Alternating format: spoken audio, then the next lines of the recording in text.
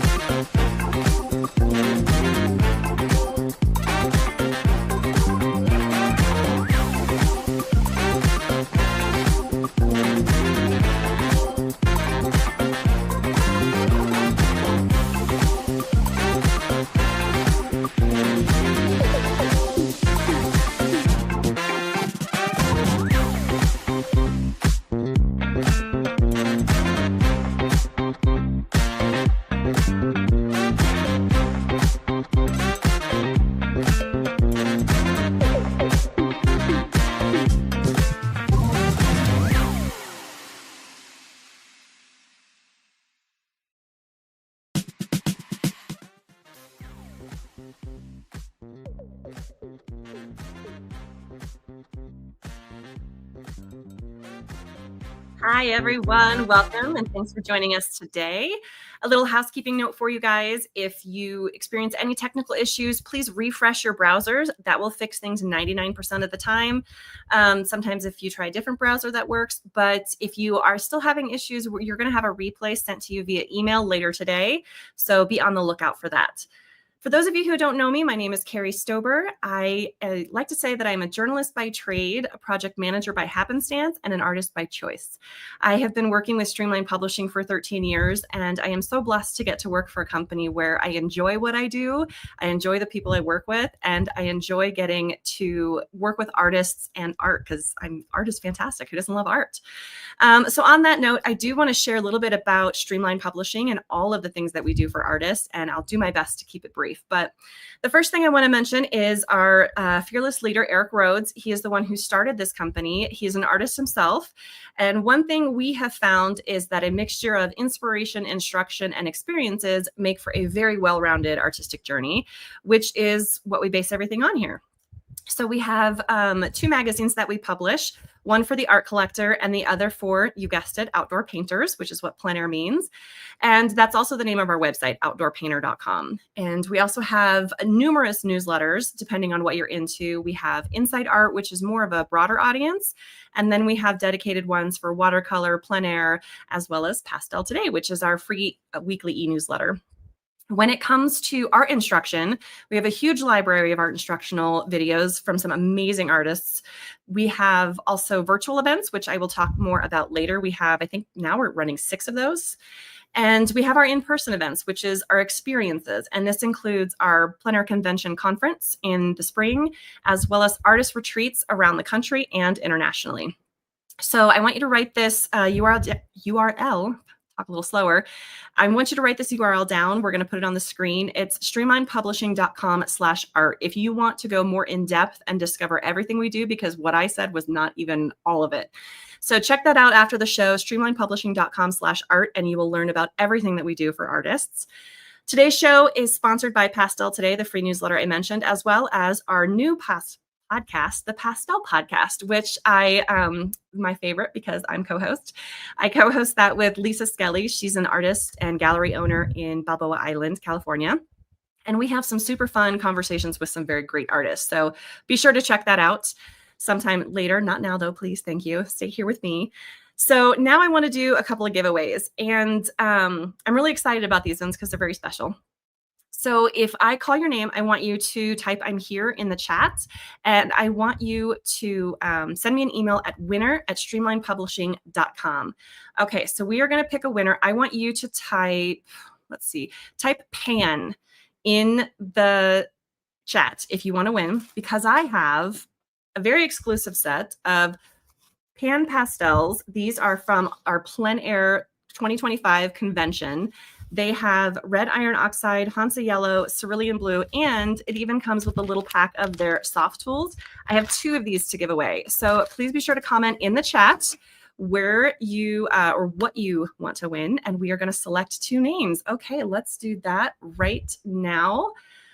Let's see. Wow, the chat is going really, really fast. Okay, hold on. You guys have got to slow down here. Okay, let's see. We are going to pick, who's it going to be? Who's it going to be? It is going to be, hold on. It's making me sign my name again. Let's see. Wow, the chat is going really, really fast. Okay, Barbara Dixon. Barbara Dixon, you are number 1. You have won a set of pan pastels from Golden Artist Colors. Yes, Golden Artist Colors. And the next one is going to be, ooh, wow, you guys are going really fast. Laura Lee Drumright. Laura Lee Drumright, you're the next one. You also have received a set of pan pastels and a set of soft tools. Thank you guys so much for participating in that. We are going to have some more giveaways at the end of the show, so be sure to stick around. We're also going to have a Q&A later, so be sure to check in for that. So we're here today to discuss some of the challenges that we have when we paint with pastels, because everybody knows pastels is definitely a little bit of a challenge. So if that is not what you're here for, you are not in the right place. But let's get into why we are here. I've been painting for 10 years, and there are a lot of challenges that I've personally dealt with. So I'm very much looking forward to today's conversation with Truman Hosner. He is a very talented artist. He's an accomplished author and teacher, and at the very peak of his successful career in commercial art, he refocused himself when plein air painting kind of became his passion. So he advanced his knowledge of painting at the Scottsdale Artist School under 2 master painters, Harley Brown, which we have had on before, and he's wonderful. I love him, and Dan Gerhardt. And for 2 decades, he was also fortunate to have the personal mentoring of Max Altacruz. I hope I said that right. And he himself a student of the renowned Frank Riley of the Artist Students League of New York City. And he holds numerous memberships and prestigious awards with several pastel societies. So let's please welcome Truman Hosner. Hi, Truman. How are you? I'm fine. Good afternoon. It's nice to be here. I am so glad you were able to join us. Remind me where you're calling in from.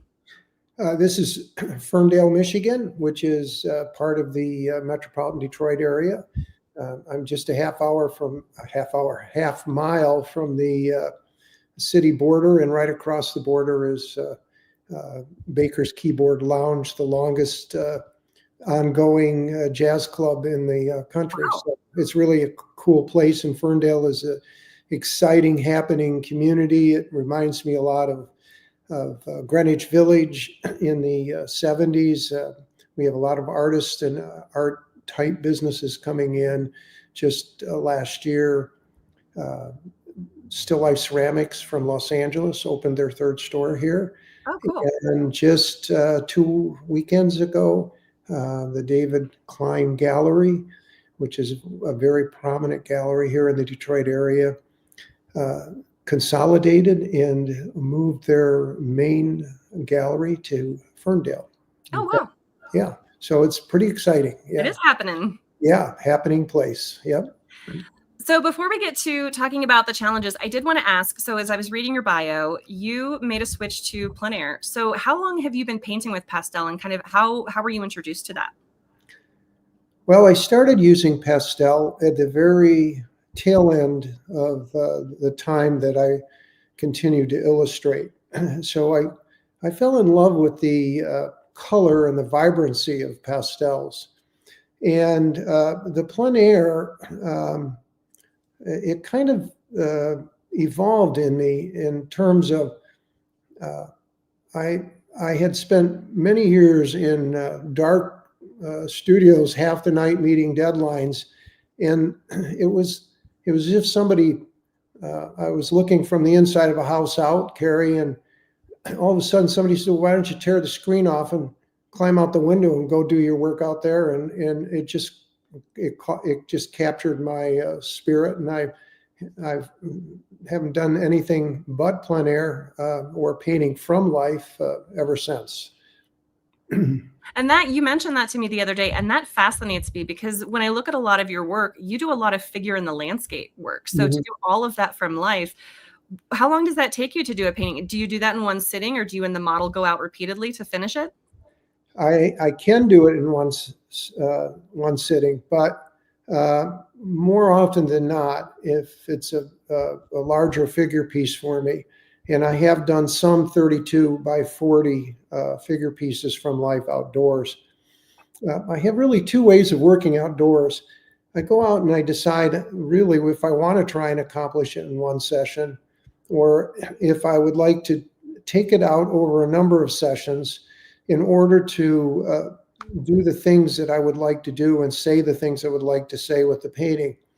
In that case, depending on the painting, it may take 4 or 5 sessions at the same time of day under the same lighting, outdoor lighting conditions. So, for example, if I have a cloudy day painting, I can't go back out on a sunny day. It's a different painting. Right. But I learned a few tricks.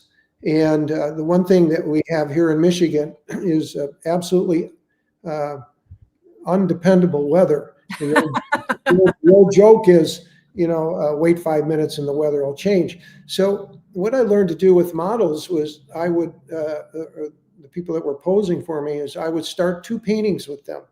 And one would be on a cloudy day and one would be on a sunny day. And that way, because I always, give them an hourly rate for posing for me. And that way, no matter what the day brought, we were able to work on a painting. Oh, interesting. Mhm. That's really fascinating. That's such a good way to approach that. I don't know why I would never have thought of that. So the reason we're here today, we're talking about overcoming challenges, and we have the great Truman here to help us overcome that. I reached out to the Pastel Today audience, the newsletter audience, and asked them what challenges they face as artists. And we got so many responses. So we kind of consolidated all of these into 5 kind of topics to talk about. And so Okay. the first one we're going to talk about is overcoming the image of pastel. And so Truman, I want to, because I have talked to a lot of pastel artists over the years, and I'm a new one. So I have heard this, that there's a stigma that pastel is kind of the lesser medium compared to the other ones. Since Mhm. you've been around longer, can you speak a little bit to that stigma and whether you feel like it's changed over the years or how that's kind of evolved? Well, it has changed over the years. But when I first left illustration, it was uh, pretty pretty prominent across the board, and I began to realize that I was up against that, and so I needed to do things that would uh, counteract that. And the common mistake with pastels by the public and sometimes by collectors is that it is chalk. Chalk is it is not chalk. Chalk is a lime-based substance that has the color dyed into it. I'll be darned if they don't look like chalks, but well, they are. They're pure pigment, the same pigments that the manufacturers are using in their oils or acrylics or watercolors. It's just that they are uh, bound together with a loose binder like gum tragacanth and compressed into a stick and dried. And that was one of the things that I've done over the years is to uh, quite often to try and educate both the public and collectors as to the nature of the medium because uh, I have seen pastels from the 18th century that look as fresh as the day they were finished. The beauty of the pure pigment paintings is that, of course, we don't have to worry about them cracking, and we don't. They don't yellow. We don't have a varnish over it that needs to be cleaned. So that was one of the things that I did. The other thing was that I realized that my work was going to face being put in galleries or in shows when I did multimedia shows with oil paintings and acrylics.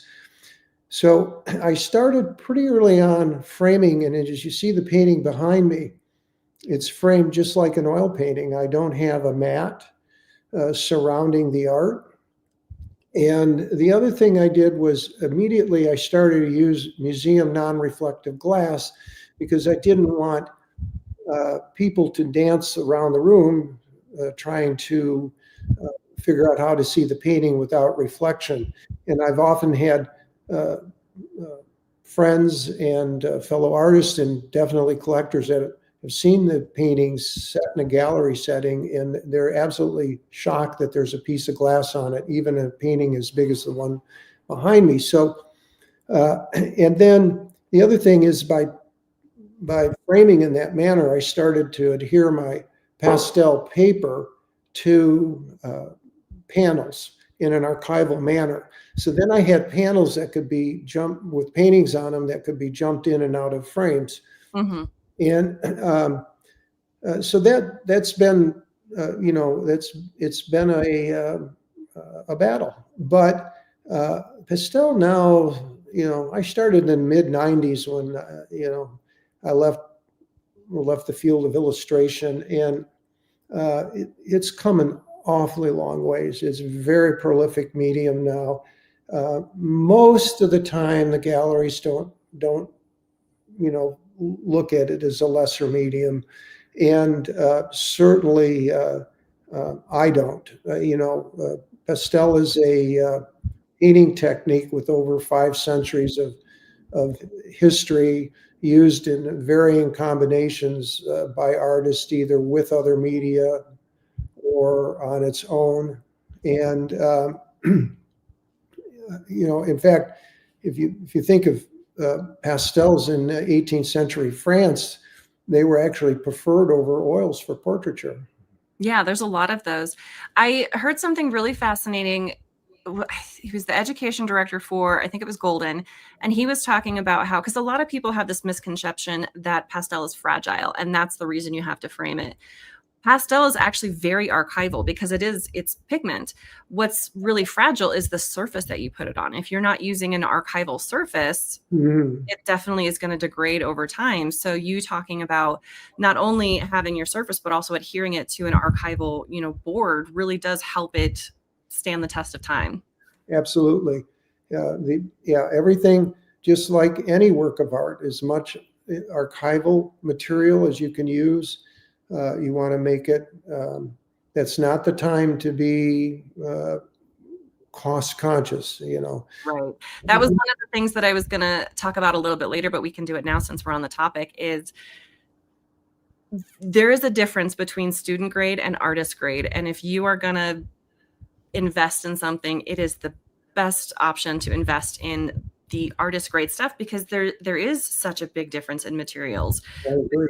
Content of what's in there, like, it's not chalks, but if you're getting student grade, it might very well be chalk, so being wise and investing in yourself and investing in your materials really does make a difference. I agree. And I did that even as a student. When I was a young man, I went to Wayne State University here in Detroit, and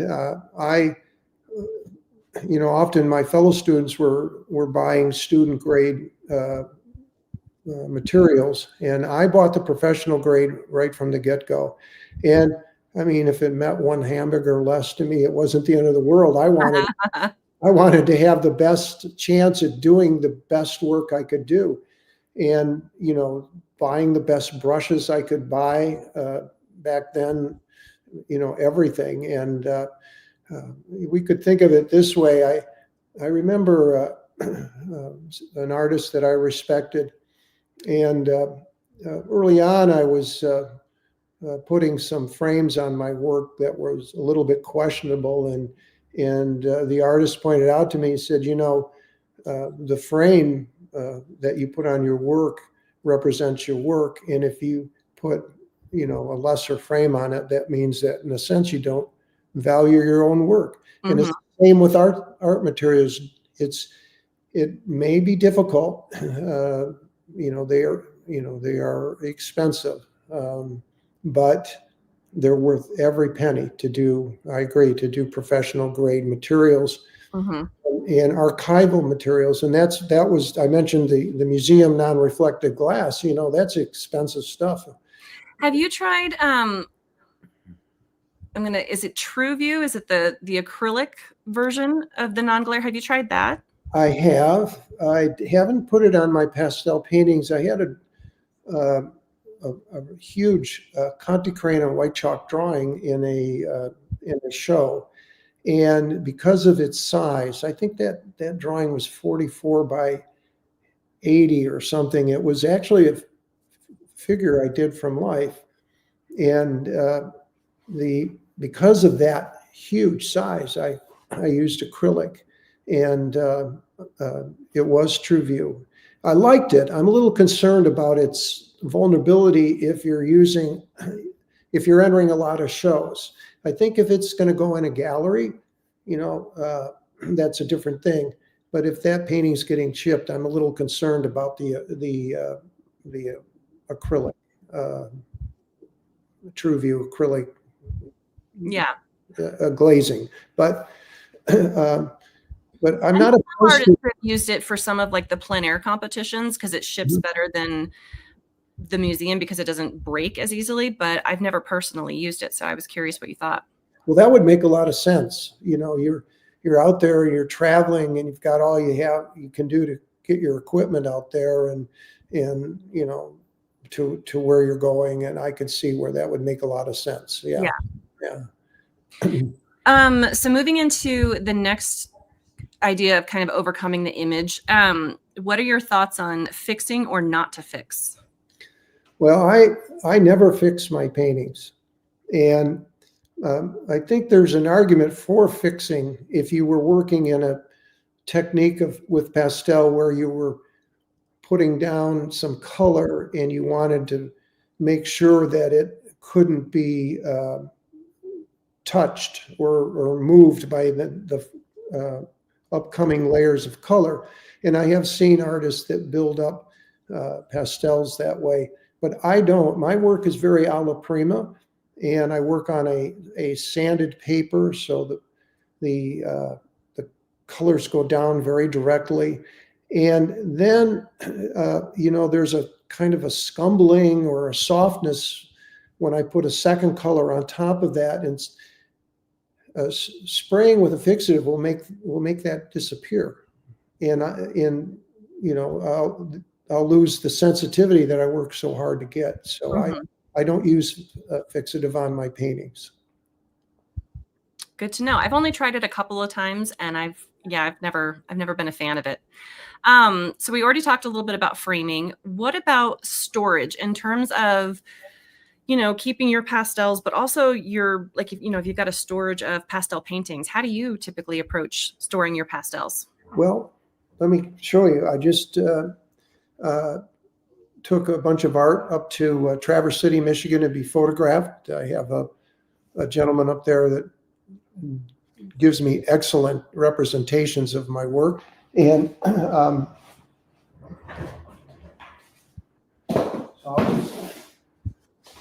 grab this real quick. Whoa. Okay. So this is the painting for the Pastel Live convention that I did. And this painting is on a panel, sanded paper, archivally adhered to an archival panel. And I take a piece of in the storage, I take a piece of archival foam core, and I create a foam core window, and I drop that painting in there, and then I use corners, mounting corners to hold it in place, and then I put a piece of acetate over top of it. I tend to use 5/1000 thickness so that it's fairly firm. It doesn't always sit right down on there, and then I tape it. And then those get stored in a dry environment, and they're very light. Whoop, whoop. As you toss it. As I throw my painting around. They're very light, you know, they can be moved around. And Do you store them vertically or do you lay them flat? I know I store them vertically. Yeah. I have wood bins that I had designed and made that hold these things in with dividers every once in a while, and I just stack them in there. And I always try with the pastel, even when I'm transporting it. You may lay it flat, but I make sure that it's never like this or like this. Yeah. Yeah. There's just no sense in doing it that way. So then I just, they're stored here in my studio. I have a stairway down into a basement area. The basement's very, very free of humidity. And I store them down there in these wooden divider shelves and keep them. And do you ever have any issues with, the dust falling off? Do you tap them off before you store them? Or do you not have that many layers where it's falling off? Well, I generally don't have a problem with too much falling off, because what I do when I finish the painting, before I store it like that, because I work, I actually take that panel when I go outdoors to work, and I adhere it to a 1/4 inch piece of masonite with about 2 inches around. So, and I use little metal brackets to hold it in place. And when I finish the painting, I bring it in and I just tap lightly that masonite on a tabletop. And usually what's going to kind of fall off falls off, and it's not much. Really, it's very, very little. And then I just mount it as I showed you, and that seems to work. I don't seem to have a lot of problem. Now, that I have had some problem with dusting in shipping. And early on, again, I learned a lesson. So I always, in the correct manner, archivally, in terms of museums and so forth, is to use spacers with the glass. And I had a really beautiful, one of the most successful early on winter scenes that I did, and I sent it to a show. And I don't know if it happened on the way there or on the way back, but I got the painting back, and I had used a spacer for the glass. And it had been so violently shaken by, I don't know, riding in a truck. And it's not that I didn't have it in a foam, Right, you packaged it properly, but. And it just, a light gray dust developed like a cloud and covered everything. And I started to try and restore it, and I realized it would never have the spontaneity and the beauty that I had. And in a great umbrance, I broke this darn painting over my knee. Oh, no. But I did a lot of research, and I found out about the French envelope system, that the French had used this. And a museum person would probably scream if I said this, but I put the glass right on the pastel and taped it all the way around with an archival tape. You taped it to the glass? I tape, yeah, it's so you have your panel painting, and you lay the glass right down on top of it very carefully. And by the way, I didn't do this, I'm just going to mention this quickly, without first doing a little experiment. And I took a pastel that I didn't care much for, and I put the glass on it. I put a bunch of books on it, and I left it that way for a month. And when I lifted the glass, there was hardly any ghosting at all. It was like not even mentionable. So then I said, okay. And I found out that there were a number of other pastel artists who I admired their work that were doing that, this French envelope system. So then you have the you have the painting, and then you put the glass down on top very carefully. You don't, You don't want it to slide. yeah, you don't want it to slide. And then very, skillfully, you take a piece of archival tape and just a little over the edge and fold it around to the back. And you do that all the way around. Now that piece of glass is never going to move, when it's like that. The other thing is that every once in a while with spacers, I found that I'd have paintings and I don't know how these darn little bugs would get in there, but they find a way in. Yeah. And so that eliminated that. And I have had some dusting on big paintings like the one behind me. This one I haven't had, but I've had dusting on big paintings a little bit, but that usually contains it to one area, and I'm able to restore that area of the painting if it does get dusted. Yeah. Yeah. So that's what I've settled on, and then I haven't had that problem since, and I've been doing that for a long time now. That's good advice. I've never thought about taping it to the glass, because I started to do glass as well, because using the mats, I would start to get, even if they weren't even moving, just generally over time hanging on the wall, the vibrations of the wall would still make it fall down onto the mat. So yeah, I like the glass idea. Yeah. Well, it was practical, and it, Right. like many things that we discover, and not only in art, but in life, is that,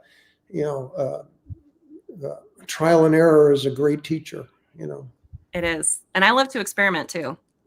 Yes, absolutely. Okay, so let's look at our next one. Our next one is keeping things fresh. So in this one, we kind of talked about when should you stop? I know a lot of us tend to overwork things, and I do the same thing, and then it doesn't even stick anymore. So do you kind of have you over the years honed your skills at figuring out when that point is? Well, as much as you can do that, I think part of the painting process is the battle of when to stop. But there's a couple little tricks, that I've picked up on, or maybe I should say ideas that I've picked up on. One is that I don't start out trying to make something 100% what I want. I try and make it 80%, and when 80% finished, and step back and take a look at it, and I'll be darned if it isn't more finished than I thought it was. So right. That's one thing. I also will take a mirror, a little handheld mirror, a makeup mirror that I take out into the field with me, and I'll turn around and look at what I've done backwards in the mirror, and somehow flipping the image around backwards gives me a fresh look. And again, things will be a lot more finished than I thought.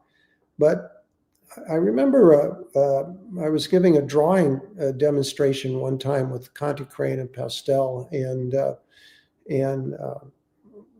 pretty well-known artist and a good friend said, you go too far, you go too far. But I've always felt, if you don't go too far, you'll never know how far you can go. So once in a while, you are going to go too far. You're going to push it too far. But if you just kind of, don't remember that the mind wants to work as a copy machine. Oh yes, that is my biggest downfall right now. Yeah. So if I tell myself, I know this about me, I know this, I know that I need to learn to be satisfied a little earlier than what my mind would like me to do. And then I also use a thing, because I work from life, I can't do the same things that I could do with a painting if I worked from photos indoors, where I wasn't dealing with changing light and weather, and also wind and all that. I could work on that painting for a long time, but outdoors I can't. I have to move on. That's done a couple of, or move on quite quickly. That's done a couple of things for me. It's made me make decisive decisions and live with them. Right. Not sit there and question it, and just know that, okay, that's good enough. There's a term I use when I teach, and I call it, I practice dynamic incompletion. What I mean by that is I can't complete that darn painting the way I would in the studio. Mm-hmm. So I have to make dynamic decisions about what kind of unfinished passages I'm happy with compared to the studio. Right. And so those are a couple of things that help. Now I work on a sanded panel, and one of the things that I know it still happens, is when I'm putting on too much color over color, and I'm kind of using my fingers as a brush or a tool, blending tool, and my fingers get sore. I'm like, uh-oh, that's not good. You're overworking the painting. A cute way of doing it is, if you really want to learn when to stop, well, go outdoors in the winter and paint. And when I'm not going to stay out there very long. the cold finally gets to you and your hand's doing this, it's time to stop. Time to stop. Yeah. That's funny. I took a class with Alan Picard once, and he had this really great technique that he teaches, because I'm very heavy-handed when I paint, and so I end up filling the tooth very quickly. Okay. And so he gives you a picture. So this one, I think, for instance, was a pear. And he's like, you have to paint this pear, but you can only use 100 strokes. So you have to be very deliberate with where you put the strokes, Mm-hmm. to try to teach you to, limit everything that you're doing, so you're not overworking, so you're not adding too many layers. It was a very good technique. I still haven't mastered it yet, because I'm still heavy-handed. Well, Alan's a very wise painter. He is. I very much enjoy him. So you mentioned, so when we were talking about keeping things fresh, one of the things you added was trying to keep it loose to maintain the pastel texture. What do you mean by that? Well, the beauty of pastel is it's pure color. And if I'm blending, going back to these beautiful front portraits from France in the 18th century, if I'm doing that kind of blending, it almost always gets overworked for me. Mm-hmm. What I learned, and I had to work pretty hard at this early on, was to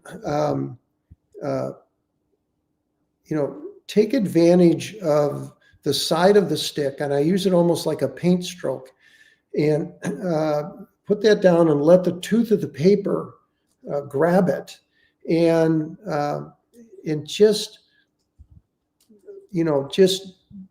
don't press too hard. Don't put a ton of pressure and fill the things up right away. Mm-hmm. Leave room to work on the painting. You could think of it as I think my mentor, Max Altacruz, told me, he said, think of it as 3 passes. You get to go over an area 3 times. That's it. If you're going over an area more than 3 times, you're going to start to overwork it. Right. That's really good advice. Thank you. So does that kind of go along with managing the surface properly? That was the other thing that you put on there. Managing the surface properly. Not quite sure what I had in mind about that. I think maybe would it be the difference between, like, maybe not managing the surface, but knowing your surface? Like, there's differences between sanded papers and other kinds of just soft paper, like different types of surfaces. Carrie, I think that's it. Exactly. Find the surfaces that you love, and get to know them like a glove. You get comfortable with a glove and you slip it on and get to know them. And I still, to this day, I use a fairly coarse sanded paper, 400 grade, as opposed to 800. 800's good too, but I just, if you understand that your materials are your friends and they will help you go where you want to go with your painting, but it's experience and practice that's the best teacher. Mm-hmm. And that probably sounds redundant, but it isn't. Just go out and do it. Figure it out.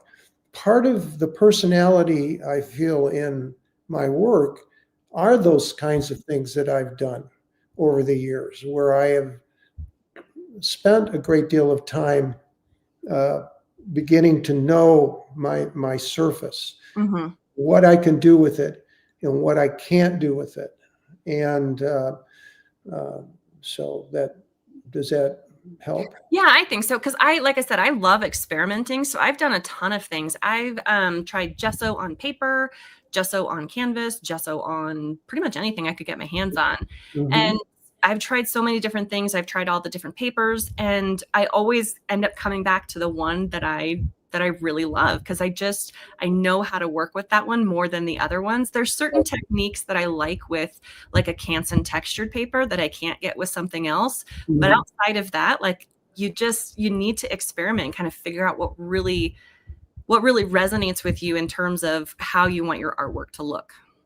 Yes, I agree 100%. And that's one of the things,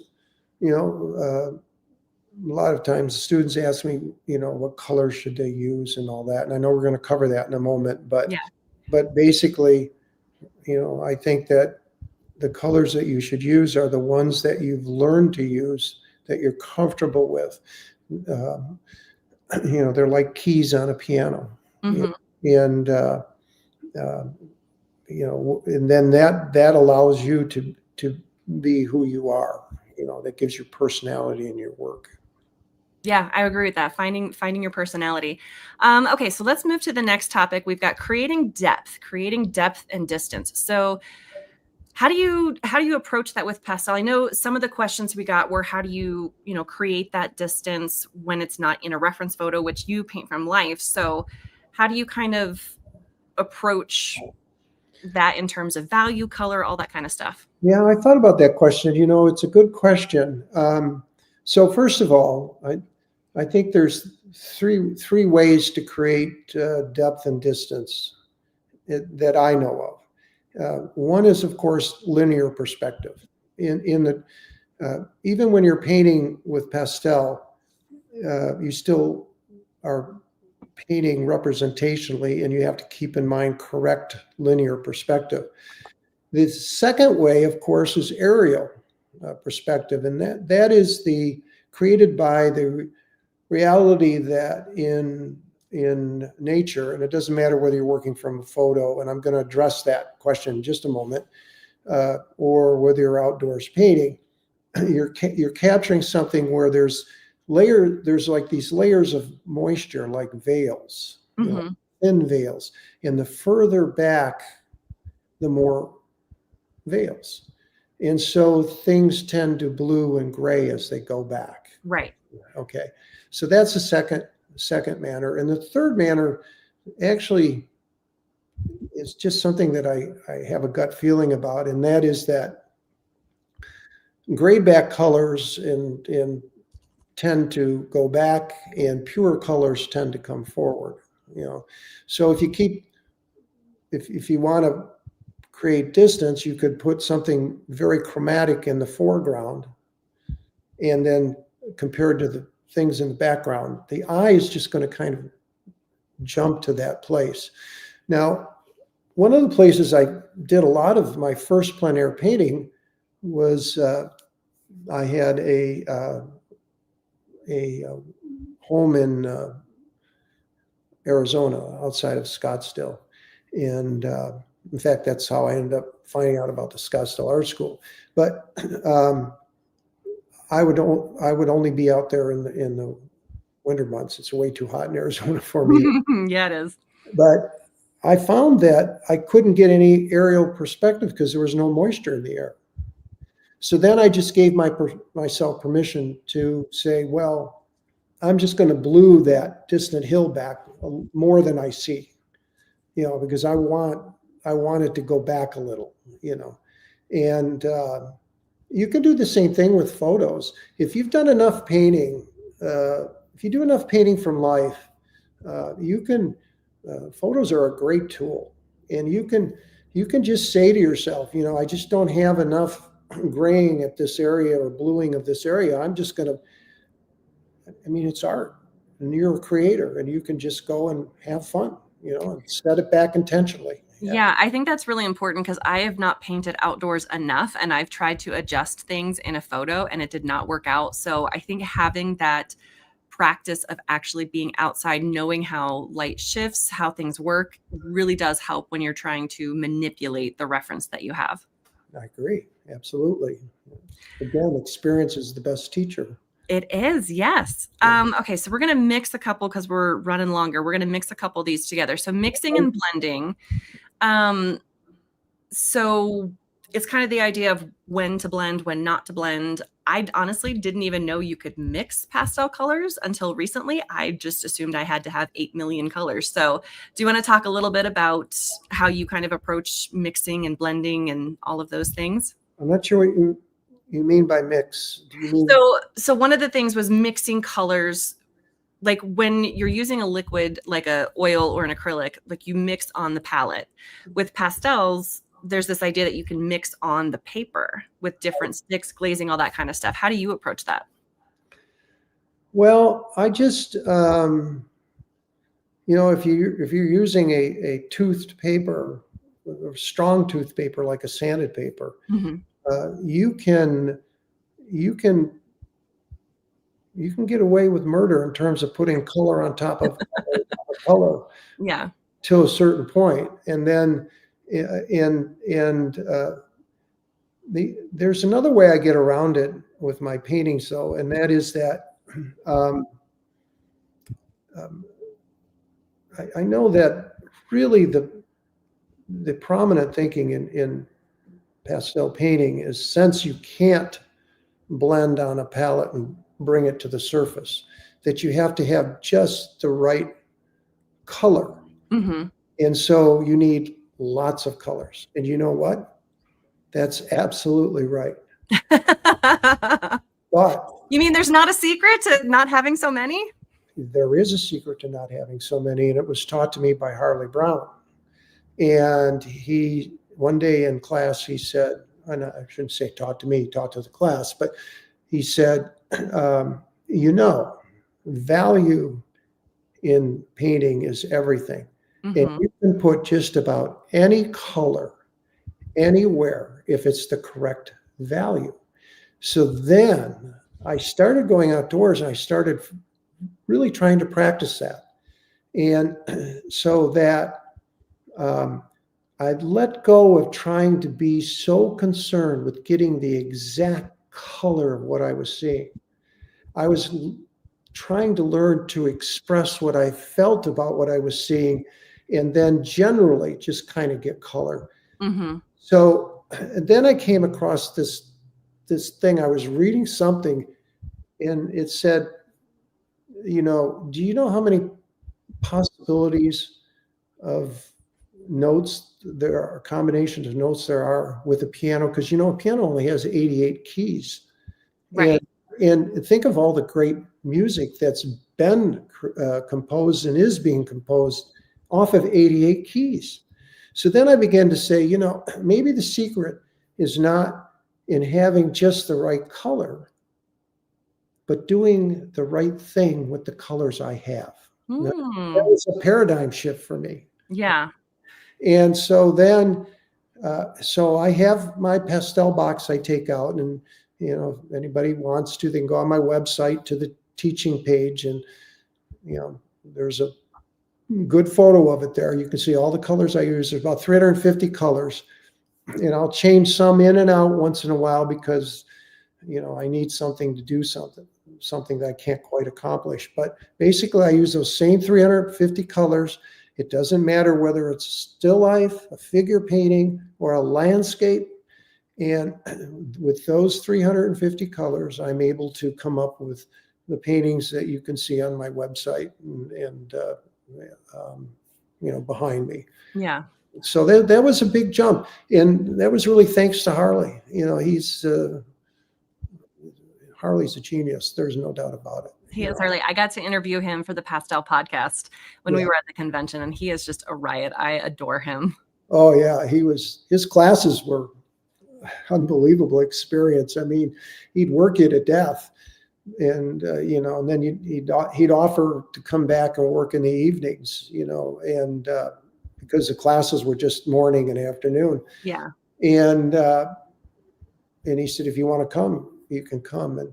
And that's when things got wild. And he'd haul out his piano, or there was a piano at Scottsdale Art School. He wouldn't haul it out. It was in the lobby, and he'd be out there banging away, and then he'd come back and work. And then, they'd be doing cha-cha lines around the class with the students and all of this, and so that's funny. Very energetic. His energy was contagious. Yeah. So I'm going to go ahead and put this up there for everybody to write it down. Our fifth one was getting started, but we've kind of already talked a little bit about that. We were going to talk about student grade versus art grade, not having the right pastels. One of the things you were going to talk about is choosing a color palette. Yes. Okay. That too is, I think, very, very personal. Okay. What I mean by that is that your color palette is your voice. And if I give you a list of, say, 300 colors, and the paintings you produce from that are all done with just those 300 colors that I recommend, that's my voice. Mm-hmm.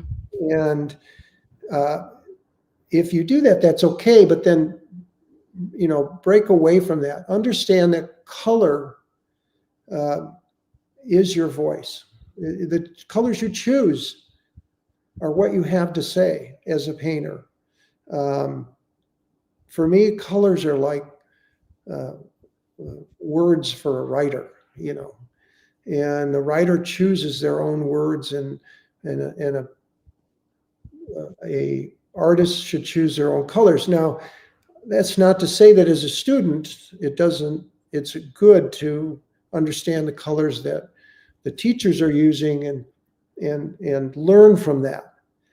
But as soon as you can, and if I was teaching in a lot in a regular school and I had students regularly, I would be like a bridge.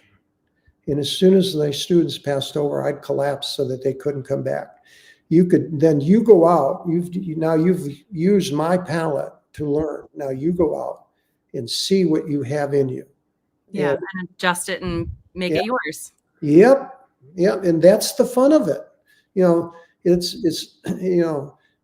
That's what you've worked hard and practiced hard to get ready to do. It's almost like school is like, I remember my sons early, when they were young, they were studying karate. They were all in love with the Karate Kid movies and all this. So they took karate classes, and they got to a point where they got a black belt, each of them. And their teacher said, now you're at the beginning. Oh, interesting. That's the way teaching is for me too. I don't want people to copy me. I want them to understand the questions I ask of myself and ask those same questions of themselves and find their own answers. Mm-hmm. Wow, that's really good. This has been a very enlightening conversation. I've really enjoyed this. We're gonna take a quick break with Truman, and we're gonna come back and do some Q&A. So if you guys have any other questions for Truman, drop those in the chat, and we're gonna get to those in just a little bit. So Truman, I'm gonna take you backstage, and I'll bring you out in just a little bit. Okay. How much time do I have? You can absolutely have 2 minutes. You can have probably 10. Okay. Thank you. So I wanted to take a minute. I think some of you guys might have heard me earlier talk about Pastel Live and how Truman is going to be on our faculty for Pastel Live. So I wanted to take a moment to talk about that, give him a little bit of a break to go to the bathroom. So during COVID, all of our in-person events got canceled. And so like the rest of the world, we all pivoted to virtual events. We started with Planner Live and Realism Live, and then we added watercolor, acrylic, and then my favorite, or your favorite, Pastel Live. So when we finally got to go back to in-person events, we were going to stop doing all of these virtuals, and we ended up getting an overwhelming response from all of our audience that they didn't want them to stop. There's a lot of you guys who you can't travel or you don't like to travel, and this online format really resonated with a lot of folks. So here we are 5 years later. And like I said, pastel's my favorites. I've always loved art. I was always drawing as a kid, coloring as a kid, but I didn't start painting until I started working for Streamline 13 years ago. I fell in love with these bright, beautiful, expressive paintings and realized they all had one thing in common. They were all pastels. And that's when I realized I just love pastel. My boss at the time gifted me a set of Rembrandt pastels when I was at the Planner Convention in Monterey. And I had absolutely no clue what I was doing. I didn't know how to use them. I was, scratching around on paper. I had no understanding of composition or value or, any of the things you need to know in order to create a good painting. I was just fumbling. I tried watching videos here and there, but I still just felt like I was playing. There was no growth. I didn't feel like I was an artist in that sense of the word. And everything changed for me at the Planner Convention in Denver 3 years ago. I was still afraid to travel with my pastels at that time. But since this one was in my backyard, because I'm in Colorado, I could drive. So I went to a few of the paint outs, got some feedback from some of the faculty. And when I came home, I was painting and something one of them said popped into my head, and I tried it and it clicked. That was my moment for me. That was my light bulb moment. And I realized that if you actually practice what you're learning, you get better faster. And I know that sounds simple and like a huge no-brainer, but for me, like that was a big moment for me. And that's part of the reason I love these virtual events. They come with replays and you can watch them multiple times, paint along, and really pick up on what these artists are sharing so that you grow faster.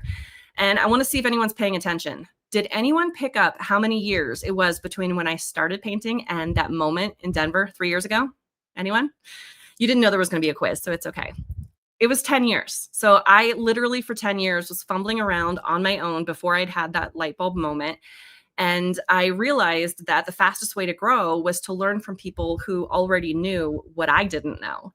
And I don't know if it's just me, but has it taken you that long to make that realization, or is it just me? Because I feel like that was a really long time.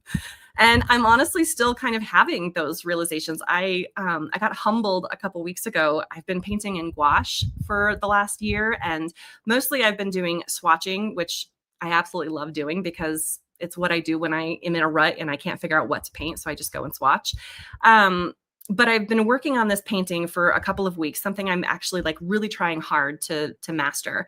And I've washed it off 3 times, started it over. I sent some screenshots to an artist friend of mine and sent her the first one and the second one and the third one. And she very kindly said, "You don't know what you're doing."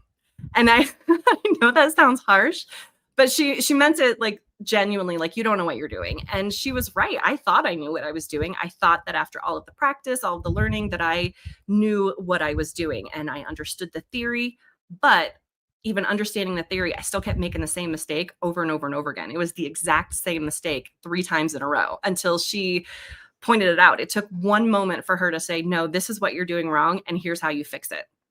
And I can actually finally move forward now. I feel like I'm actually progressing a little bit more now. And that's the other reason that I love these virtual events is our faculty, they're so knowledgeable, just like Truman. Like, they're so knowledgeable, but they're also so giving and so generous of their knowledge. You're not just staring at a screen watching someone paint. You're listening to them talk about their process. They're in the chat talking with you real time, answering questions. And that's really valuable when you can't get to something that's in person, at a workshop or something. So we have a lot of our regular attendees in our event here today. Hi, guys. I see you guys all in the chat. But for those of you that have never attended one of our events, I wanted to share a little bit about what you can expect from a virtual event like Pastel Live. So first and foremost, it's September 17th through 19th, coming up here pretty quick. There's an Essential Techniques Day. This takes place the day before. It's an optional event that you can purchase. That's on the 16th. And it's a really, that one is a great day for anyone who's just starting out with pastels. We go over a lot of things like value, composition, materials, and things. Or if you just want a refresher and don't want to miss out on anything, if you've got FOMO like me, you can attend that one as well. But it is completely optional. Then we have the 3-day main event where we're going to have demos from 21 amazing artists. It's going to be over almost 30 hours of content. So inspiring. It's going to be instruction. It's going to be fun. And like I said, you're going to have the artists there in the chat answering the questions in real time as you're watching this demonstration. And we also have pre-event materials seminars with some of our vendors. I really enjoy these because I like talking pastel art materials. So this is really fun to get to know some of the materials a little bit better. We end each day with a paint along cocktail hour. And this is a time where we've taken what we've learned during the day and put it into practice at night. We're given an image and we're all painting the same thing, chatting about the day, what our favorite things were, you know, what clicked with us. And sometimes faculty will pop in. That's always kind of fun. So it's just a really great way to kind of end the day. You don't have to have a cocktail if you don't want to, but some of us enjoy those. And then we also have optional breakout rooms. These are a chance for you guys to talk with other artists around the country or around the globe, depending on where you live. And these are really fun because we've had people who've actually met someone in a room who lived nearby them, and they ended up meeting up in real life to go and paint together, which I think is really cool. And then we have a virtual vendor hall with art supplies. And who doesn't love art supplies? If you don't love art supplies, I think you are absolutely in the wrong place. So we send out the materials lists ahead of time so you guys can get prepared and paint along with the demos if that's your thing. I tried painting along with the demos last year. My goal was to paint along with every single demo, and I failed. It was so hard for me to watch and paint along at the same time. My style is definitely watching the replays and kind of doing that as I go along. But we have a lot of people who have been to tons of our events and they are all ready to go. They're painting along with all the demos, dropping them in the Facebook page so we can kind of see their progression throughout the day. So it's really fun. So we have curated a fabulous list of artists that I'm very excited to learn from. So I'm going to go through those real quick for you. So we have Miss Michelle Ashby. She's a UK artist. Laurie Basham, Lon Brower, Terry Lynn DeBroy, Albert Handel, Truman Hosner. There you go, Truman. Vera Kavura, Rita Kirkman, Susan Kuznitsky, Eve Miller, Susan Nicholas Gephardt, Nancy Nowak, Laura Pollock, Lisa Rajopoulos, Orit Rubin, William Schneider, Aaron Schur, Gail Sibley, Carol Strock-Wasson, Ann Strutz, and Takis Walter. So this is going to be a fabulous lineup. I'm super excited for these guys to show us what they're going to do. So real quick, we've got 4 ticket options. The first one is Essential Techniques only. If you just want to go to the first day for those Essential Techniques, that's one option for you. And that comes with a 7-day replay access. And then our other options are General, which is 14 days of replays, Premier, 60 days of replays, and VIP, which is a full year of replays. So our full price for this event is, this is for if you bought a general ticket and a ticket to Essential Techniques Day or any one of the tiers, this is what you would pay full price. However, you're only paying that if you are a terrible procrastinator and buying your ticket the week of the event. So don't be a procrastinator. We still have our early bird pricing right now, which is on our website. This is what it would cost if you bought a ticket to the event plus Essentials Day. But since you guys are with us here on this webinar, you've stuck it out with us, listen to Truman and I chat about pastels, which is so much fun. We're going to give you a discount. So you are paying one price for a general ticket and Essential Techniques Day. So you get both.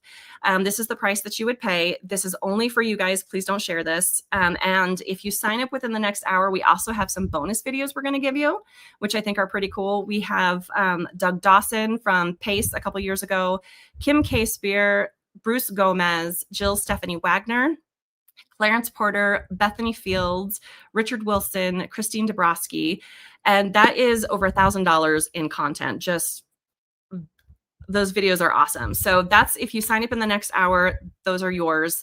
And you have a 1-year replay for all of those. And we also do a money back guarantee for all of our virtual events. We want everyone to be happy and satisfied with what you are getting. And if you watch that first day and you're like, nope, this is not for me, this isn't what I expected, let us know by the end of the day and we're going to refund all of your money. No questions asked. Like, that's just, we want you to be satisfied in what you're doing. So we're going to drop that link in the chat. It'll show up in the video player, underneath the video player if you want to check that out. And there's a couple other things I want to mention before we get back to Truman. I know he's got to get out here pretty soon. The first thing is, if it's not in your budget, please don't do it. We do not want anyone to stretch beyond their means, to take food out of your mouths or anything like that. Like that, definitely don't do it if it's a stretch for you. And then second, I personally am someone who doesn't like spending money on myself.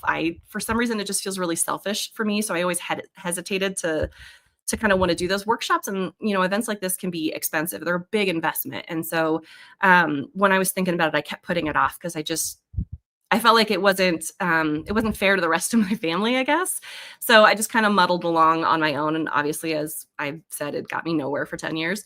My husband was actually the first one he pulled the trigger for me and got me my first online workshop with one of my favorite artists. And 3 years and many pastel lives and plein air lives and virtual events later, I can say that I actually finally feel like a real artist. I've experienced real growth from attending these events, from interacting with these artists, asking questions.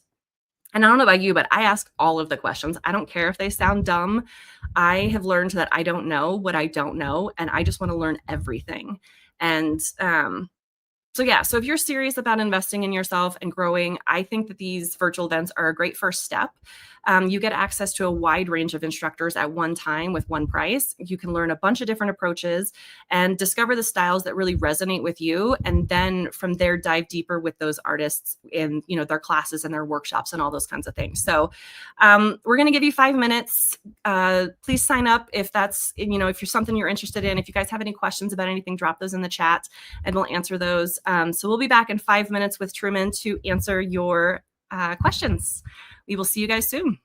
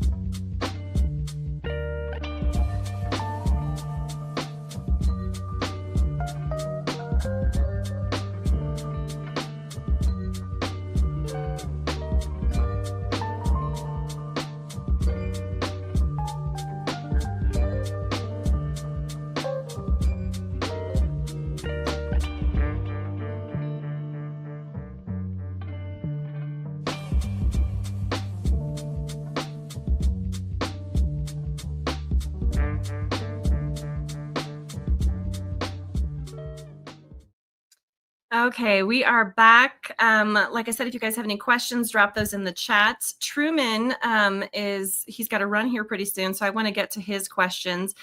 We do have some more giveaways, so stay tuned after the Q&A for those. Let's bring Truman back in. Hi, Truman. Hope you enjoyed the break. So the one thing I wanted to ask you, because I forgot to ask you this when we were talking about getting started before, when you are in a rut, how do you get yourself started again? Because like I know I've got my paper, it's always there. My pastels are always accessible, but sometimes I just can't get over that hump to start a painting. Generally, life gets in the way of all of us. So what I just do is tell myself tomorrow morning, before I do anything else, I'll spend 1 hour in the studio creating something. And then, or I'll go outdoors and make a small painting. Generally, that 1 hour all of a sudden turns into 3. So it's just a matter of making sure that you don't, life's going to want to get in front of your work. You put life just temporarily on hold and get yourself going. That's what I do. That's good. What do you recommend for an artist who is just starting out with pastels? Is there anything in particular as far as materials or maybe a technique or something they should focus on if they're just getting started? I really don't know about materials or technique.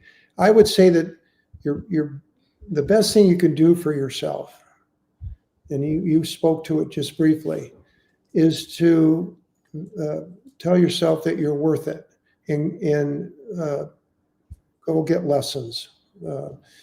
Find somebody or artist whose work you like and go study with them. And if you can do it online, that's all the better. It's less expensive. If you can only get books, and then do a lot of climbing around the museums. Go to the museums and find which work that you like the best, and start to ask yourself not to copy the master, but seek what they sought. Can you elaborate on that? What do you mean by that? Well, one of the painters, and you can see it in my figure work outdoors, that I admire greatly, is Joaquin Sorolla. Well, I've had at least 3, maybe 4 visits to Madrid to the Sorolla Museum. I've gotten permission to go in there and sketch from life his paintings. And one of the things is that Sorolla is so powerful, as a painter, that if I'm not careful, he'll get into my head and I'll try to paint like he does. Instead, I ask myself, there's a specific painting that I really, really love, what is he doing with temperatures in the shadow and why? And if I can find an answer for myself and then come back, and the next time I work on a painting that might have that similar lighting scenario, ask myself that question: why do I want to put a cool color in the shadow here and a warm color in the shadow here? Mm-hmm. And just ask myself the same questions. He was analyzing. The longer I studied his work, the more I understood that every answer I needed, because I'm talking now about plein air painting and painting the figure outdoors from life. Every answer I needed really wasn't in Sorolla. It was out there when I was painting. Just, why did Sorolla say,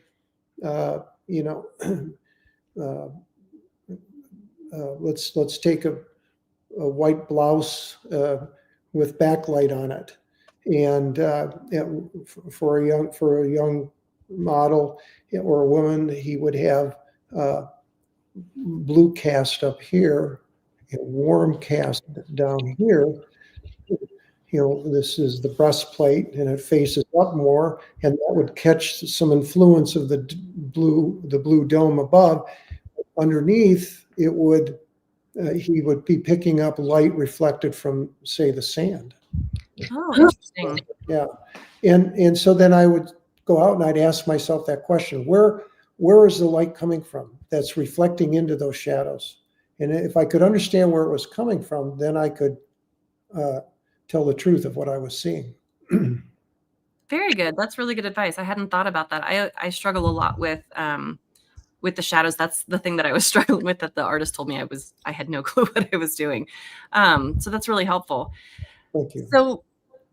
So the next question is, so you are painting on location every time. Do you do an underpainting for all of your paintings, or do you just like jump right in? I used to do an underpainting. I used to tone the paper. I would put pastel down, and I used acetone to then move that around like a wash, like a watercolor wash.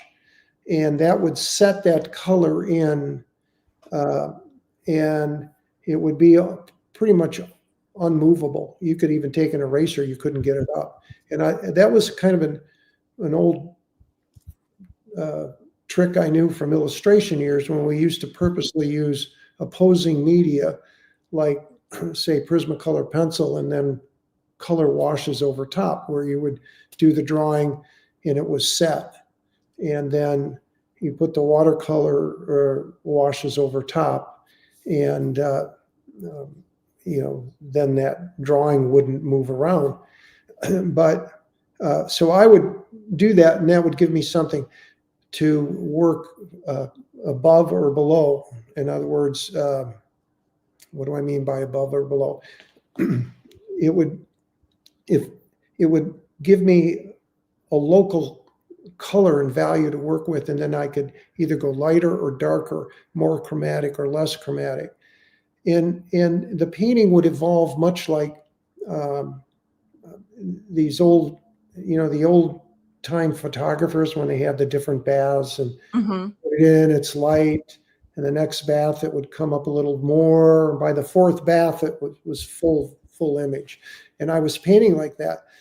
Then along the way, I just started painting very alla prima, and I just started putting color down direct. And part of that was, and I talked in one of Eric Rhodes' daily seminars about the value of understanding white, and that white's the key to different atmospheric conditions, lighting conditions, morning, evening, sunny day, whatever. So then I started using the white of the paper, and I said, okay, that's the lightest, whitest value I can get. That's in a sunny day. A shirt on a sunny day is full white. Right. But on a gray day, it can't be. And in a moonlit night, somebody wearing a white blouse might be as far down as a value middle 5 value gray. Right. And so then I just started painting very directly, and particularly helped me with snow scenes here when I was doing a lot of snow scenes in northern Michigan in the winter. I didn't want to tone the paper, so basically, a snow scene is really kind of a gift to the artist, because either all snow or it's everything else. Right. So and then I just fell in love with that. Just starting to put the color down on the white and just be as accurate as I could, and challenging myself to move in that direction. That's awesome. Thank you for sharing that. So last thing I was going to ask you, you had mentioned earlier, I think before the broadcast, you've written some books, correct? Yeah. Where can we find those? Are those on your website? They are. They're books that I self-published as print on demand books, and one's a landscape book and one is a figure book. The figure book is smaller because I've done figure work outdoors about 25% of the time, and 75% of the time I've been doing landscape or still lifes. So they're available there. You can buy them individually or as a set. They are not instructional books in the sense that they're step-by-step books. Mm-hmm. They are, I always like to say that my life as an artist is a diary, but it's a wordless diary. And my paintings are the pages of that diary. So I let the work speak a lot. I talk in general terms about how I approach paintings and things like that, but they're mostly picture books. Yeah. Very cool. Well, we'll drop your website in the chat for everybody so that they can go there and check that out. And that's very nice of you. Thank you. You've got to get going here soon. So I just want to thank you so much for taking your time to be here today. This was such a great conversation. I really enjoyed chatting with you. Carrie, the pleasure was mine. I enjoyed chatting with you and meeting you. And let me leave us all with a couple of thoughts, if I may. Absolutely. Take it away. One, this isn't easy stuff, okay? But if it was easy, it wouldn't be any fun, okay? And the other is, I love to read. And one of the authors that I love is Marianne Evans. And Marianne Evans wrote under the name George Eliot so she could get her books produced. But in one of her books, one of the characters said, "It's never too late to be what you might have been." And I love that. So, don't give up. Keep going. Have fun. It isn't supposed to be easy. But much as you mentioned, Carrie, before you know it, you'll be 2 or 3 years down the line, and what you couldn't do, all of a sudden you can do. I love those moments. I love when you can.